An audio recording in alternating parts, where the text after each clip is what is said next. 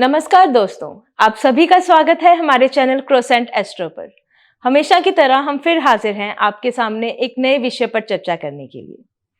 धन, सुख और समृद्धि की प्राप्ति के लिए हम माँ लक्ष्मी के साथ साथ एक और देवता की भी पूजा करते हैं। इन देवता की पूजा करे बिना माँ लक्ष्मी भी कृपा नहीं करती है।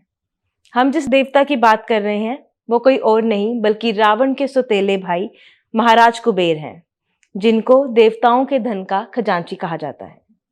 तो आइए आज हम चर्चा करते हैं इसी विषय पर, और इस विषय पर चर्चा करने के लिए हमारे साथ मौजूद हैं डॉक्टर राजवीर शास्त्री जी।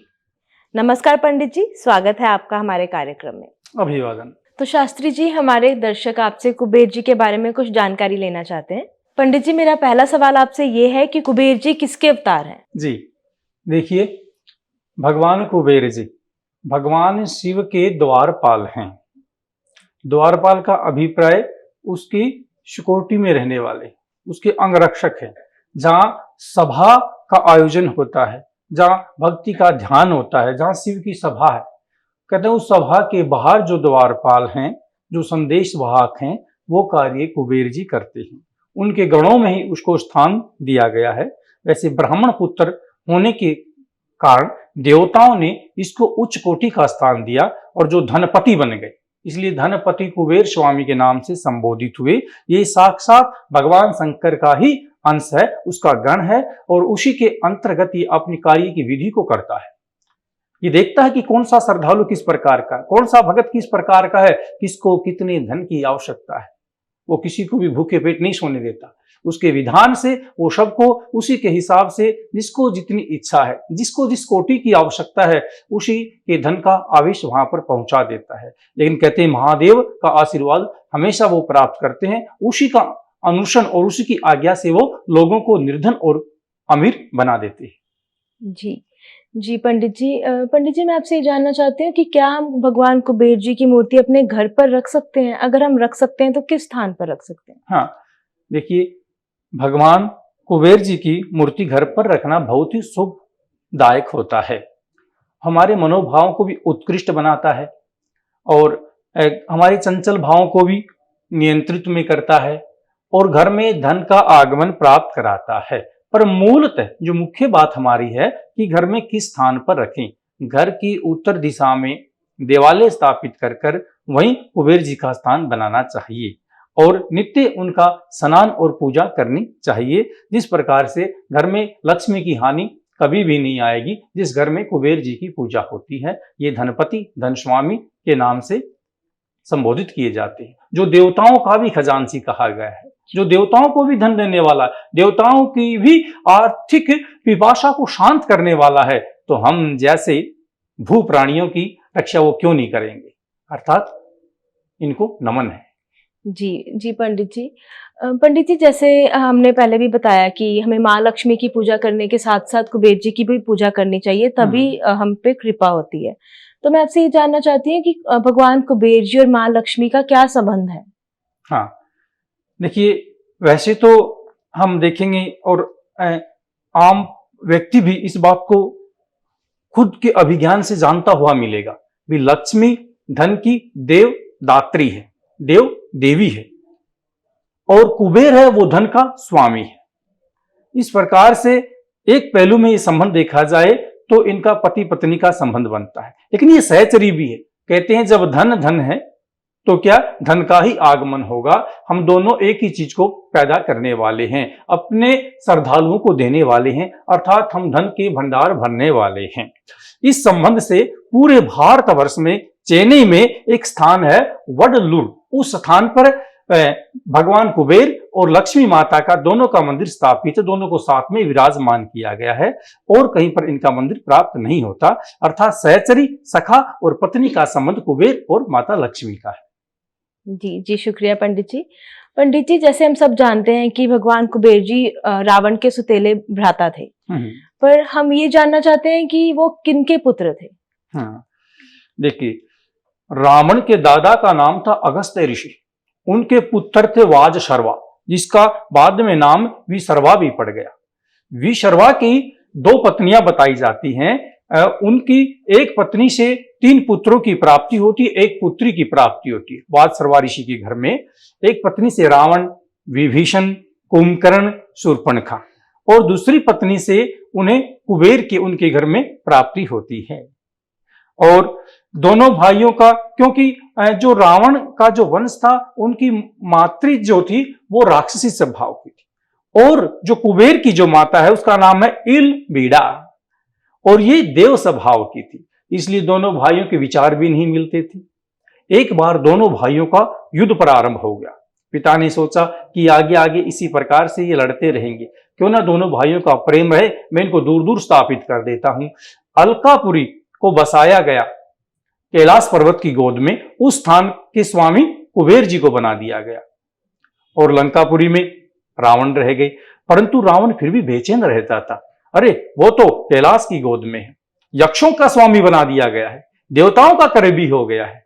यक्ष एक ऐसी जाति है जो मनुष्य और देवताओं के बीच की जाति है। बहुत सारे लोगों को इस बात की जानकारी भी नहीं होगी। यक्ष जाति का जो स्वामी था वो कुबेर था, और उसका स्थान कौन सा? कैलाश पर्वत की गोद में बसी अलकापुरी। इस बात से ईर्ष्या प्राप्त की, वो तो देवताओं के समीप चला गया, इंद्र की सभा में जाता है, उर्वशी आदि अप्सराओं को अभी दर्शन करता है, धन का स्वामी है, क्यों ना उसके ऊपर आक्रमण कर दो।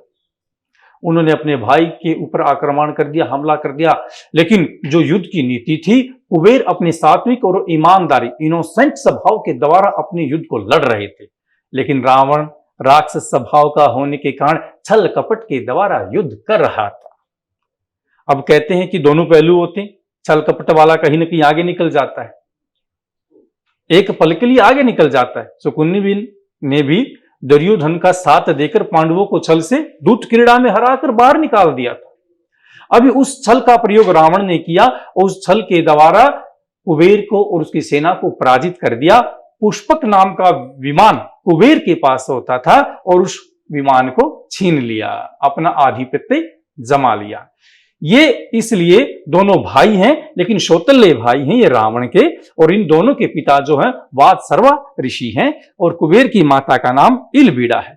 इनके 3 पुत्र हैं, एक पुत्र का नाम नल कुबेर, मणिभद्रक, गंधमानक, ये 3 इनके पुत्र हैं। और इनकी जो प्रिय सवारी है, हर देवता की सवारी होती है, नंदी बैल पर शिव चलते हैं और मूसे के ऊपर गणेश जी बैठ जाते हैं, इस प्रकार इनकी सवारी भी प्रिय है। ये कहते हैं मैं या तो सुअर के ऊपर विराजमान होऊंगा या नवला मेरी सवारी बन के चलेगा, जिसको हम नेवला भी कहते हैं। ये 2 इसकी सवारी हैं, और ये उत्तम देव है और वात्सर्वा ऋषि का पुत्र माना जाता है। जी धन्यवाद पंडित जी।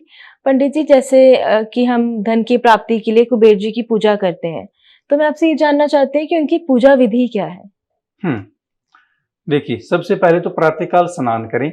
स्नान के बाद में कुबेर जी की प्रतिमा को लेकर उत्तर दिशा में स्थापित करने के बाद में पुष्पों के द्वारा, घृत के द्वारा, शक्कर के द्वारा, चरणामृत के द्वारा, तुलसी के पत्तों का उपयोग करते हुए, गंगा जल का छिड़काव करते हुए इनके मंत्र का जाप करना चाहिए। ओम कुबेराय नमः, ओम कुबेराय नमः, ऐसा उच्चारण की ध्वनि हमारे मन के अंतर्गत चलनी चाहिए, जिससे कि हमें लगे और भगत को भी लगे कि हमारे जो मन के भाव हैं धन देव से जुड़ गए हैं। फिर देखिए किस प्रकार से आपके जीवन में जितनी भी धन संबंधित समस्याएं हैं उनका निराकरण हो जाएगा, उसकी समाप्ति हो जाएगी, और वो धन की वर्षा करने आपके ऊपर शुरू कर देंगे। जी जी, शुक्रिया पंडित जी। पंडित जी, मैं आपसे ये जानना चाहती हूँ कि भगवान कुबेर को क्या क्या चीजें पसंद थी? देखिए, ये शिव के गण होने के कारण इनको बहुत सारी चीजें ऐसी ही प्रिय हैं जैसी भगवान शंकर को। एक तो इनको हरा रंग बहुत प्रिय है, हरी वस्तुएं का संबंध वनस्पति से है, हमारी प्रकृति से है। जैसे शिव को प्रिय भांग, धतूरा, बांस के पत्ते, पीपल के पत्ते, बिलो पत्तर के पत्ते।